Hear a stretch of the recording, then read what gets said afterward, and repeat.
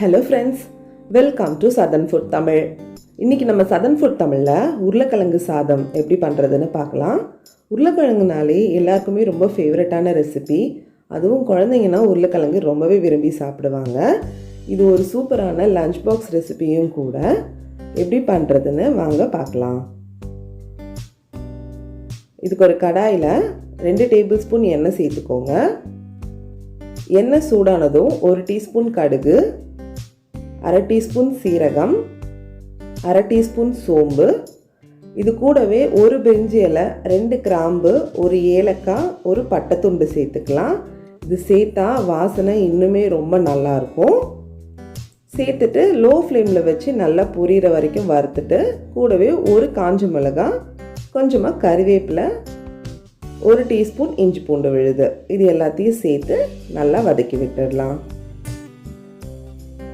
இப்போ இது கூட ஒரு சின்ன வெங்காயத்தை பொடியாக நறுக்கி உள்ளே சேர்த்துருக்கேன். இந்த வெங்காயம் ஒரு 2 நிமிஷம் போல் நல்லா வதங்கட்டும்.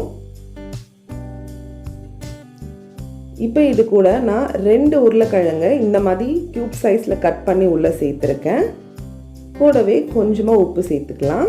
இந்த டிஷ்க்கு தேவையான அளவு உப்பு சேர்த்துட்டு இந்த உருளைக்கிழங்கு நல்லா வேகணும், அது வரைக்கும் நம்ம இதை வதக்கிக்கலாம். ஏன்னா நம்ம சாப்பாடு சேர்த்ததுக்கப்புறமா உருளைக்கிழங்கை வேக வைக்க முடியாது.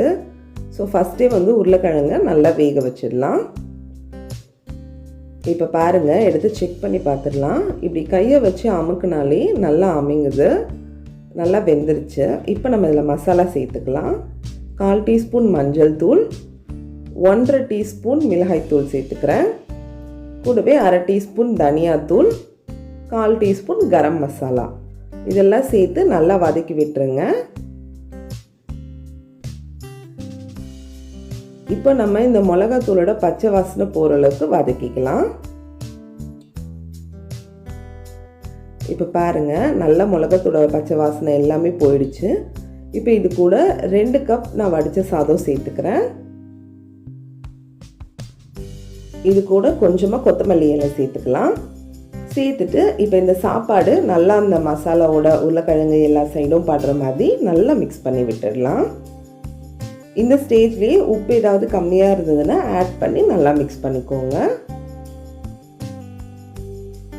அவ்வளோதான் ஃப்ரெண்ட்ஸ், உருளைக்கிழங்கு சாதம் சூப்பராக ரெடி ஆகிடுச்சு. இது நம்ம ரொம்ப ரொம்ப சிம்பிளாக வீட்டில் இருக்க இன்க்ரீடியன்ஸை வச்சே சட்டுன்னு செஞ்சு முடிச்சிடலாம்.